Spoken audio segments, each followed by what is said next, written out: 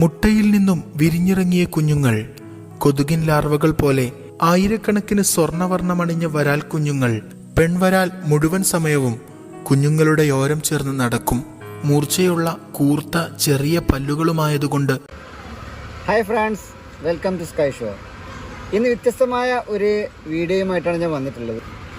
ഇന്ന് നമ്മുടെ ചുറ്റുഭാഗത്ത് സ്ഥിരമായി കാണുന്നതും എന്നാൽ അധികം ആരുടെയും ശ്രദ്ധയിൽപ്പെടാത്തതുമായ ഒരു മീനിനെ കുറിച്ചാണ് നിങ്ങൾക്ക് പരിചയപ്പെടുത്തുന്നത്. മാസങ്ങളോളം ഈ മീനിനെ നിരീക്ഷിക്കുകയും അതിൻ്റെ ജീവിത രീതികൾ പഠിക്കുകയും ചെയ്തിട്ടാണ് ഈ വീഡിയോ തയ്യാറാക്കുന്നത്. നിങ്ങൾ ഒരുപക്ഷെ ഈ മത്സ്യത്തെ കണ്ടിട്ടുണ്ടാവും. പക്ഷേ ഈ മത്സ്യത്തിൻ്റെ പ്രജനനം, മുട്ടയിടുന്നതും വിരിയുന്നതും കുഞ്ഞുങ്ങൾ വളരുന്നതും ഒരുപക്ഷെ ആരും ശ്രദ്ധിക്കപ്പെട്ടിട്ടുണ്ടാവില്ല. ഈ മത്സ്യത്തിന് എല്ലാവർക്കും അറിയുന്ന മത്സ്യം തന്നെയാണ്. ഈ മത്സ്യം മുട്ടയിട്ട് കുഞ്ഞുങ്ങൾ വിരിഞ്ഞ് വലുതാവുന്ന ആ ഒരു കാലഘട്ടം ആരും കാണാത്തതാണ്. തീർത്തും വ്യത്യസ്തമായ വീഡിയോ നിങ്ങൾക്ക് ഇഷ്ടപ്പെടുന്നുള്ള കാര്യത്തിൽ ഒരു സംശയവുമില്ല. സ്കിപ്പ് ചെയ്യാതെ കാണണം. കാണാനുള്ള സംഗതി ഇതിലുണ്ട്. പ്രകൃതിയെ സ്നേഹിക്കുന്നവരും മത്സ്യങ്ങളെ സ്നേഹിക്കുന്നവരും ഈ വീഡിയോ തീർച്ചയായിട്ടും കാണണം. കണ്ടാൽ മാത്രം പോരാ, നിങ്ങളുടെ പ്രിയപ്പെട്ടവരിലേക്ക് ഈ വീഡിയോ നിങ്ങൾ ഷെയർ ചെയ്ത് കൊടുക്കുകയും ചെയ്യണം. നിങ്ങൾ ഈ വീഡിയോ ആദ്യമായിട്ടാണ് കാണുന്നതെങ്കിൽ ചാനൽ സബ്സ്ക്രൈബ് ചെയ്യാൻ മറക്കരുത്. നിങ്ങളുടെ ഓരോ സബ്സ്ക്രിപ്ഷനുമാണ് ഞങ്ങൾക്ക് കിട്ടുന്ന പ്രോത്സാഹനം. എന്നാൽ നമുക്ക് വീഡിയോയിലേക്ക് കടക്കാം. നമ്മുടെ നാട്ടിൽ ഏറെ സുലഭമായി കാണപ്പെടുന്ന ഒരു ശുദ്ധജല മത്സ്യമാണ് വരാൽ. കണ്ണനെന്നും ബ്രാലെന്നും വ്യത്യസ്ത നാടുകളിൽ പല നാട്ടുപേരുകളിലായി ഇവ അറിയപ്പെടുന്നു. ചെന്ന സ്ത്രിയാറ്റ എന്നാണ് ശാസ്ത്രനാമം. തലഭാഗം പാമ്പിന്റെ ആകൃതിയിൽ രൂപസാദൃശ്യമുള്ളതിനാൽ സ്നേക്കേഡ് ഫിഷ് എന്നാണ് ഇംഗ്ലീഷിൽ അറിയപ്പെടുന്നത്. കണ്ണൻ മത്സ്യത്തിന്റെ പ്രജനനകാലം ജൂൺ, ജൂലൈ, ഓഗസ്റ്റ് മാസങ്ങളിലാണ്.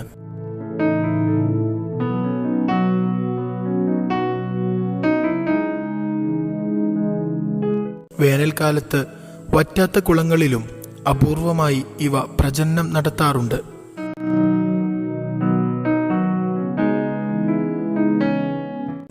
മഴക്കാലം തുടങ്ങിയാൽ പെയ്തിറങ്ങുന്ന പുതുമഴയിൽ കുളങ്ങളെല്ലാം നിറഞ്ഞു കവിഞ്ഞൊഴുകുന്ന സമയങ്ങളിലാണ് ഇവ മുട്ടയിടുന്നത്.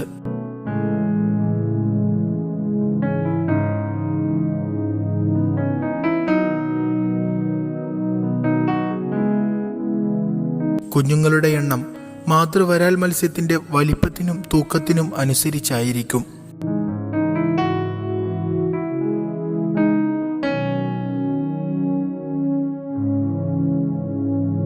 പൂർണ്ണ വളർച്ചയെത്തിയ ഒരു വരാൽ മത്സ്യം പരമാവധി 3 കിലോ തൂക്കം വരാറുണ്ട്.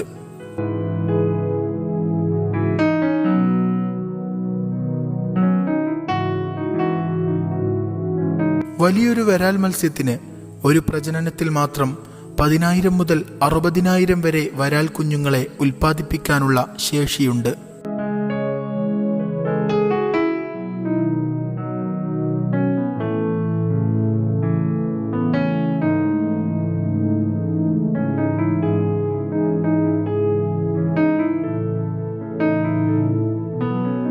ഉയർന്ന പ്രതിരോധശേഷിയുള്ള മത്സ്യമാണ് വരാൽ.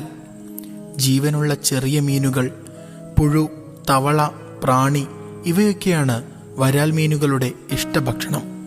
മറ്റു ഭക്ഷണങ്ങൾ സാധാരണഗതിയിൽ ഇവ ഭക്ഷിക്കാറില്ല. ഒരു കുളത്തിൽ വരാൽ മത്സ്യത്തിനേക്കാൾ ചെറിയ മീനുകളുണ്ടെങ്കിൽ അവയെയെല്ലാം ഇവ ഭക്ഷണമാക്കാറാണ് പതിവ്. ഏഷ്യാവൻകരയിൽ സുലഭമായി ലഭിക്കുന്ന മീൻവർഗമാണ് വരാൽ. കൃഷിയിടങ്ങളുടെ കുറവും അമിത കീടനാശിനി പ്രയോഗവും അനധികൃത മത്സ്യബന്ധനവും മൂലം മുൻകാലങ്ങളെ അപേക്ഷിച്ച് ഇവയുടെ ലഭ്യതയിൽ വൻ കുറവുണ്ടായിരിക്കുന്നു. കാലാവസ്ഥാ വ്യതിയാനം മറ്റു ജീവജാലങ്ങളെ പ്രതികൂലമായി ബാധിക്കുന്നതുപോലെ വരാലുകളെയും ബാധിച്ചിട്ടുണ്ട്. പ്രജനനകാലമായ മൺസൂണിന്റെ തുടക്കത്തിൽ മഴ തിമിർത്ത് പെയ്യുമ്പോൾ ഇവ 10,000-കണക്കിന് മുട്ടകളുമായി പുഴയിൽ നിന്നും തോടുകളിൽ നിന്നും അതിവേഗം കുളങ്ങളിലേക്കും വെള്ളം കെട്ടി നിൽക്കുന്ന പാടങ്ങളിലേക്കും യാത്ര തിരിക്കും. എന്നാൽ ഈ സമയങ്ങളിൽ വ്യാപകമായി ബണ്ട് കെട്ടിയും വലവിരിച്ചും മീനുകളെ ജനങ്ങൾ വേട്ടയാടുന്നത് ഇവയുടെ വംശനാശനത്തിന് തന്നെ ആക്കം കൂട്ടുന്നതാണ്.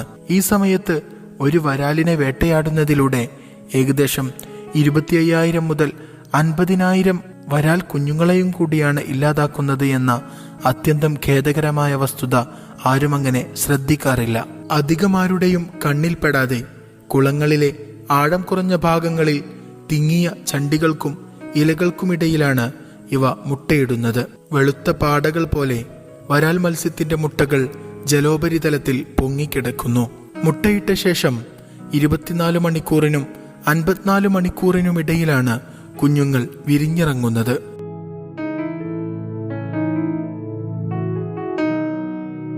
ശത്രുക്കളുടെ കണ്ണിൽപ്പെടാതിരിക്കാനും മുട്ടകൾ ഒഴുകിപ്പോവാതിരിക്കാനും വരാൽ മത്സ്യങ്ങൾ അതീവ ജാഗ്രത പുലർത്തുന്നു.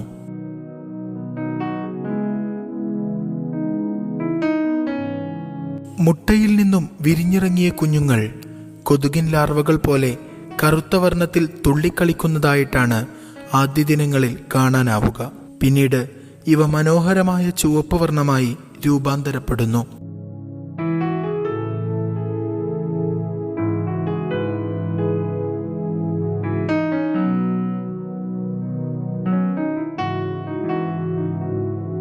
ആയിരക്കണക്കിന് സ്വർണവർണ്ണമണിഞ്ഞ വരാൽ കുഞ്ഞുങ്ങൾ പളുങ്കുവെള്ളത്തിന്റെ അടിയിലൂടെയും മുകളിലൂടെയും ഊളിയിട്ട് നീന്തി തുടിക്കുന്ന കാഴ്ച നയനാനന്ദകരമാണ്.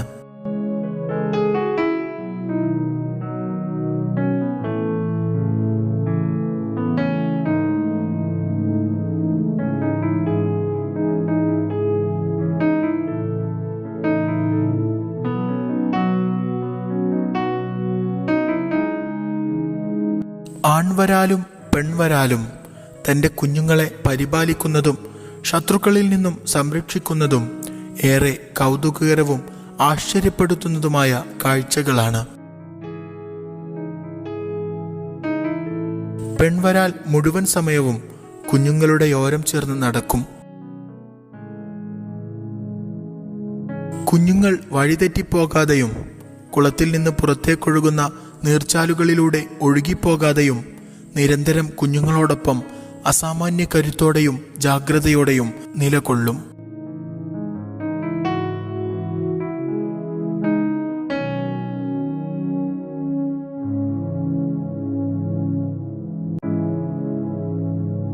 ആൺവരാൽ ഇവരുടെ പരിസരത്ത് തന്നെ കാവലായി നിൽക്കുന്നുണ്ടാകും.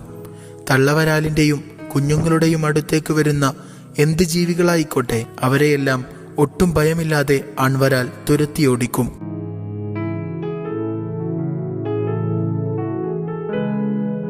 പരൽമീനുകൾ, തവളകൾ, കുളത്തിലെ മറ്റു വലിയ മത്സ്യങ്ങൾ തുടങ്ങി തങ്ങളുടെ കുഞ്ഞിന്റെ ജീവന് ഭീഷണിയായി വരുന്ന ഒന്നിനെയും ഇവർ അടുപ്പിക്കുകയേയില്ല. ഈ സമയത്ത് ആരെങ്കിലും ചൂണ്ടയിട്ടാൽ തന്റെ ശത്രുവാണെന്ന ധാരണയിൽ ആൺവരാൽ പെട്ടെന്ന് ഇരയിൽ കൊത്തുകയും തുടർന്ന് അതിന്റെ ജീവൻ നഷ്ടപ്പെടുകയും ചെയ്യും.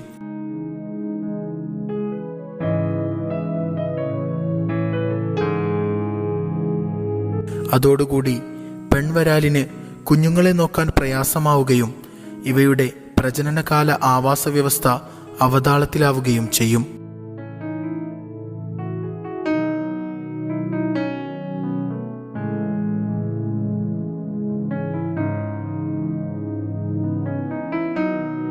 ഇണ നഷ്ടപ്പെട്ട വ്യസനത്താലും കുഞ്ഞുങ്ങളെ നിയന്ത്രിക്കാൻ കഴിയാത്ത വിരഹത്താലും മറ്റു സ്ഥലത്തേക്ക് പെൺവരാൽ നാടുവിടും.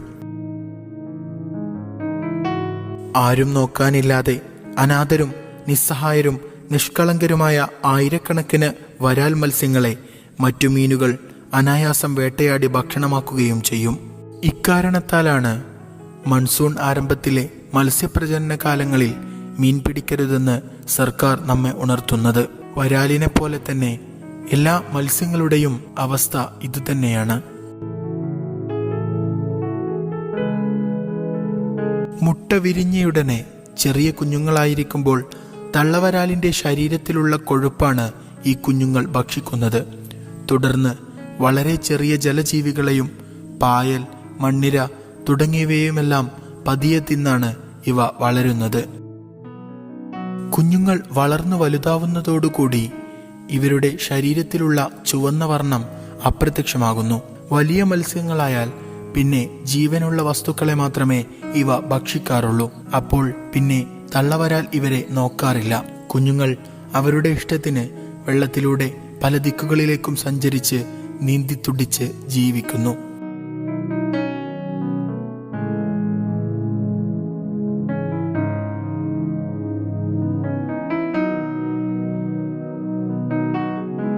1 മീറ്റർ ഉയരത്തിൽ ചാടുവാനും അതിവേഗം നീന്തുവാനും കഴിവുള്ളതിനാൽ പെട്ടെന്ന് ഇരയെ വായ്ക്കകത്താക്കാനുള്ള ശേഷി വരാൽ മത്സ്യങ്ങൾക്കുണ്ട്.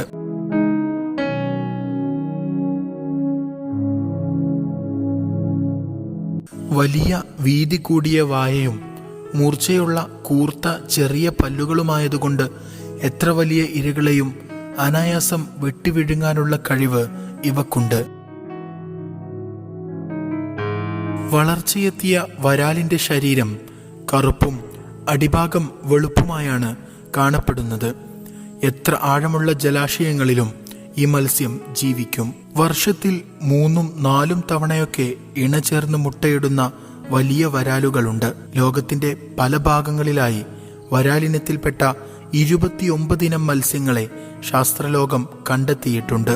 ഈർപ്പമുള്ള കാലാവസ്ഥയിൽ കരയിലൂടെ തന്നെ 3 ദിവസത്തോളം വരെ സഞ്ചരിക്കാനുള്ള കഴിവുണ്ടെന്ന് പറയപ്പെടുന്നു. ഏത് പ്രതികൂല സാഹചര്യങ്ങളെയും നേരിടാനുള്ള കഴിവാണ് വരാലിന്റെ സവിശേഷത.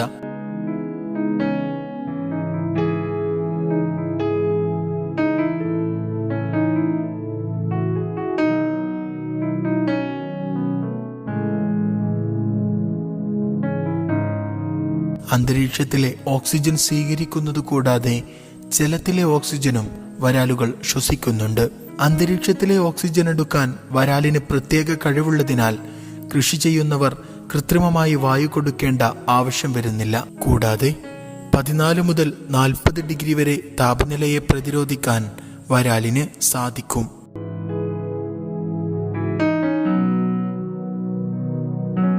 വെള്ളത്തിന്റെയും മണ്ണിന്റെയും ലവണ വ്യതിയാനങ്ങളെ അതിജീവിക്കാനുള്ള കരുത്തും വരാലിനുണ്ട്. pH വ്യതിയാനം 4 മുതൽ 10 വരെയും അതിനു മുകളിലുമുള്ള ജലത്തിലും ഇവ നന്നായി വളരും. മാത്രമല്ല, ഒരു വേനൽക്കാലം പൂർണ്ണമായും ചെളിയിൽ കഴിയാനുള്ള കഴിവും വരാലിനുണ്ട്. തായ്ലൻഡ് പോലുള്ള രാജ്യങ്ങളിൽ തടാകങ്ങൾ വറ്റിക്കുന്ന സമയത്ത് ചെളിയിൽ പൂണ്ടിരുന്ന് 6 മാസക്കാലത്തോളം വരെ വരാലുകൾ അതിജീവിക്കാറുണ്ടെന്ന് പഠനങ്ങൾ തെളിയിക്കുന്നു. ദൃഢമായ മാംസമായതിനാലും കൊളസ്ട്രോളിന്റെ അളവ് വളരെ കുറവായതിനാലും മുള്ളു കുറവായതുകൊണ്ടും പോഷകമൂല്യവും രുചിയും വളരെ കൂടുതലായതുകൊണ്ടും തന്നെ ഉയർന്ന വിപണി മൂല്യമുള്ള മത്സ്യ ഇനമായി വരാലുകൾ മാറിയിരിക്കുന്നു. നല്ല വരാലുകൾക്ക് കിലോക്ക് 400 മുതൽ 450 രൂപ വരെയൊക്കെയാണ് മാർക്കറ്റിൽ വില ലഭിക്കുന്നത്. ഉയർന്ന വിപണി മൂല്യമുള്ളതുകൊണ്ടുതന്നെ വരാൽ കൃഷി ഇന്ന് വ്യാപകമാണ്. ആഴം കുറഞ്ഞ ശുദ്ധജലാശയങ്ങൾ, ചതുപ്പുനിലങ്ങൾ, വയലുകൾ, കനാലുകൾ, കുളങ്ങൾ ഇവയെല്ലാം വരാൽ കൃഷിക്ക് അനുയോജ്യമായ സ്ഥലങ്ങളാണ്.